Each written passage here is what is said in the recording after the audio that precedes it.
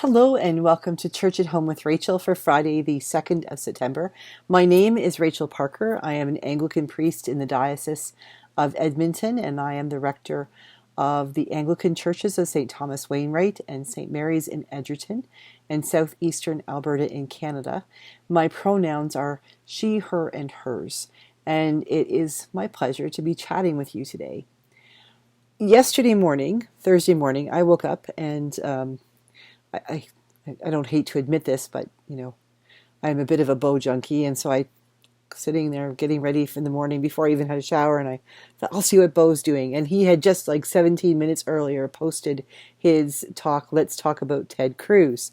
So I watched that, and it got me right PO'd. I was so ticked off. I was so frustrated, and I had to go to Edmonton yesterday. My husband is a military chaplain, and he had a new chaplain coming in from Toronto who's just brand new, went behind the ears, joined the military, and moving to Wainwright, and Rob will be his boss. And he could get to the airport in Edmonton from Toronto, but couldn't get from Edmonton to Wainwright. So we said we'd go pick him up. So I went with Rob. And so I spent the day in the car and chatting with a new person and getting to know them. But in the back of my head was running like on a loop this thing about Ted Cruz and his face and his talking and his, oh, okay. So here it goes. I think that Starbucks costs way too much money. I think their coffee is too strong personally. And as I'm allergic to milk, I can't drink half of what they offer, the lattes and things like that. So I don't generally shop at Starbucks.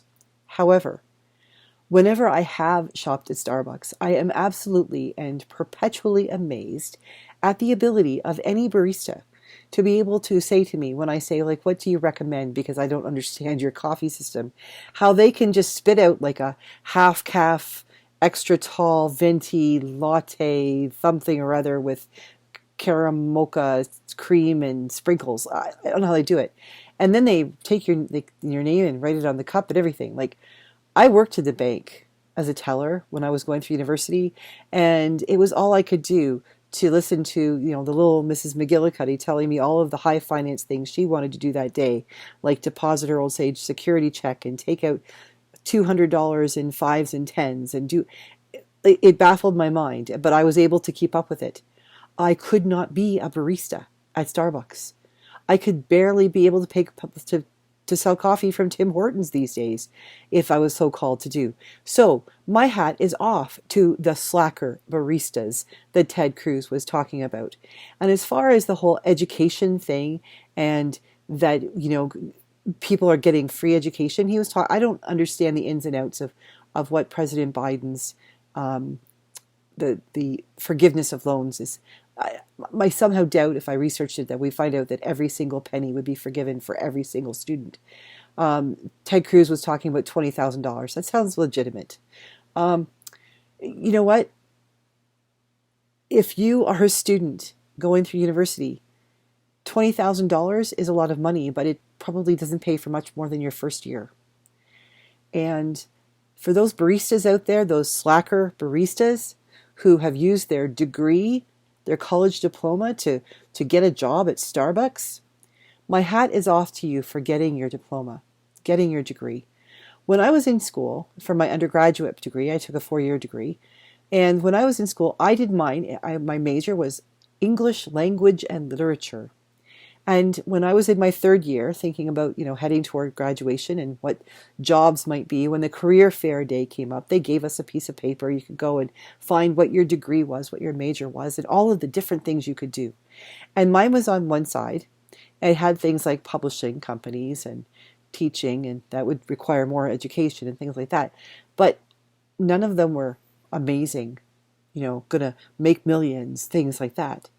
And when I entered my degree in my first year, or even when I returned in 2nd or 3rd year, it was not my understanding that I was somehow going to graduate and land $1 million a year job. What I realized was that time of education was an opportunity to learn new things, to begin to think critically. I had to take a history of criticism course and a theory of criticism because I was an English major. I had to learn to read things not just taking them for what was printed on the paper, but to read deeper, to think about things, to compare and contrast. All things like, who in their right mind compares and contrasts, The Adventures of Huckleberry Finn and Catcher in the Rye these days. Great conversation if everybody is drunk as a skunk. But, how are we changing the world with this? We're not. But what it did do was teach me to think about things differently, to be able to look at something and say, okay, that's what it says, but what does it mean? What's the context? What was happening in the world when the author wrote this? What was happening in the world when Mark Twain wrote The Adventures of Huckleberry Finn? And what was happening in the world when Catcher in the Rye was written? Two completely different worlds. Same country, same coming-of-age stories, but two completely different things. Because I took my undergraduate degree, I learned to think differently. My world was expanded. I had to take a science course, and I discovered I liked chemistry. I had to take a French course. I had to take a second language, and I discovered, well, I love French. I am not good at French. It doesn't come naturally to me. I had to take a course in which I was parsing literature and pulling it up, or poetry, and pulling it apart and analyzing it and having to write a poem and realizing not a great poetry writer. And I also discovered that I had to defend myself and my thinking in the way that I wrote. I discovered that I can write, which I wouldn't have discovered if I hadn't had to write a million essays. I learned what it is to study something that's unstudyable, English, to sit down and write a 3-hour exam with only 3 questions. The 40% of my final mark depended on that. I learned so much about who I am as a person that I wouldn't have learned had I not gone into further education. And because of the further education I had, my undergraduate degree, I was then able to go on and do my master's degree because I was called to be a priest. And guess what? To be a priest, you have to have an undergraduate degree and a master's degree. So I have 7 years of university and that many years of student loans. And I didn't get any forgiveness. I had to pay them all back. And I did. And I'm here. And I don't begrudge 1 cent of them or any of the time. But I was absolutely appalled, shocked, devastated, disgusted at listening to Ted Cruz painting all of these people, these young people and not so young people, who don't have high-paying white-collar jobs because they've wasted their time and apparently now the government's money by becoming high-paid slacker baristas. They're not high-paid. That was me. He didn't say that. They're not high-paid, obviously. Most times they're probably making minimum wage or maybe a little bit better, but minimum wage is barely livable wage, if that. These are people, though, who help other people. Every day, how many people go through a Starbucks lineup or into a Tim Hortons or a Dunkin' Donuts or someplace else that there's a barista and order their coffee that sets them out on their day to go off to be doctors and lawyers and teachers and astronauts and garbage picker-uppers and dog catchers and custodians and welders and mechanics and all of the things that all of the people do depending on what their interests were and what they chose to do with their lives.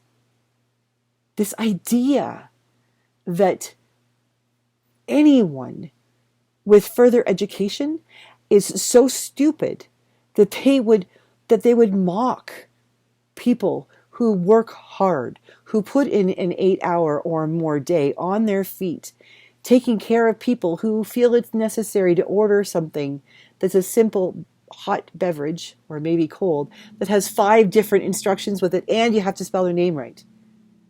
I bet you anything, most of those baristas face more difficult people and have to be kind and smile and say, yes, sir, no, sir, how many eggs full, sir, every day than Senator Ted Cruz has to face in a week. Well, maybe not anymore because he's so vocal. But the point being that these are folks whose job is customer service.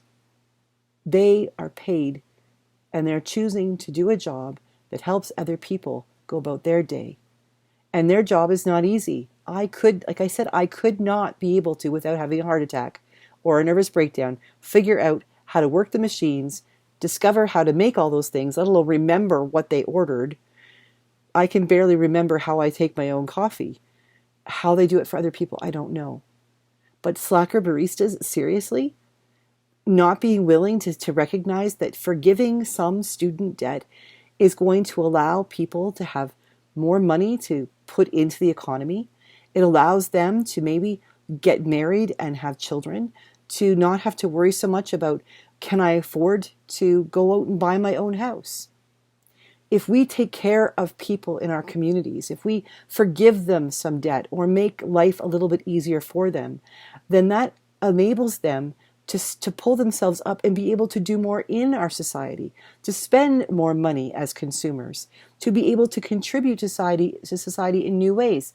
Maybe even be able to say, you know what, I don't want to be a barista anymore. I'd like to do something with the degree that I worked hard for and I have been paying off student loans for. And now I'd like to continue, and I'd like to focus more of education or more of getting experience in this particular area that I learned about when I was doing my undergraduate degree or my college diploma or whatever it is that they are doing. Another time I will talk about trades and the other areas of education that are just as important as those people who are those young people who go out to graduate high school and go off to colleges or universities to pursue degrees and diplomas. All levels of education are important, but the idea that someone would stand up and say that someone basically that what they contribute to society isn't worth what someone else does, or that they're not worthy of a $20,000 forgiveness on a loan. What the hell is that about? What kind of a world are we living in when we would saddle our young people with such incredible debt and then say, well, it's your own fault for not picking something worth doing? Well, as Bo said, there are images on Google of Senator Ted Cruz with his Starbucks coffee.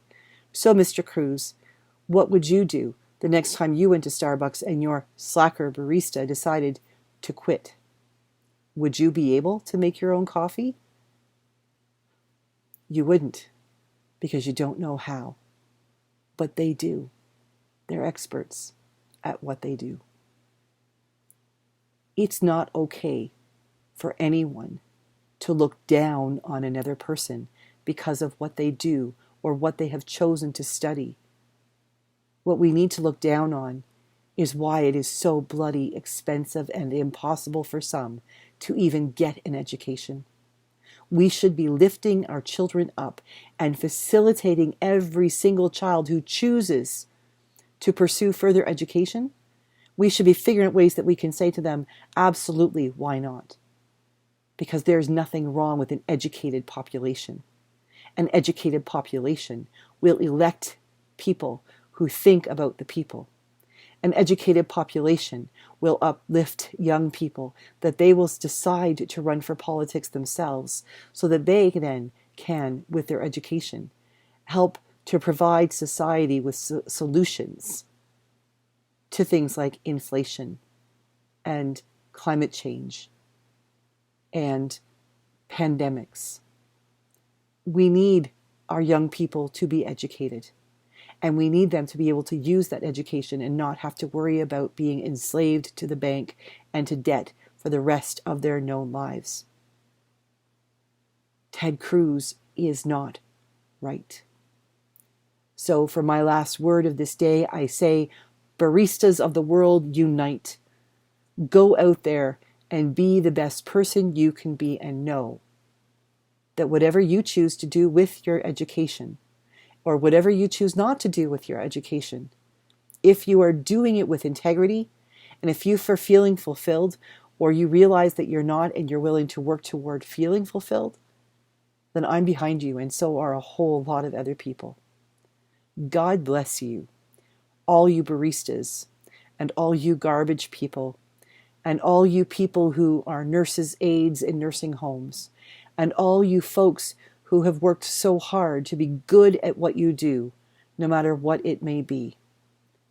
If you do that, if you work hard, even if the Cruzes of the world don't recognize it, You will never be a slacker. Prove him wrong, folks. Prove him wrong. Have a good weekend. I will see you on Sunday for Gospel on the Go, and I'll be here back again on Monday for Church at Home with Rachel. Thanks for hanging in there. Thanks for being faithful. Thanks for not giving up on this world that God has given us, because together we can make it better. God bless you. I'll see you later.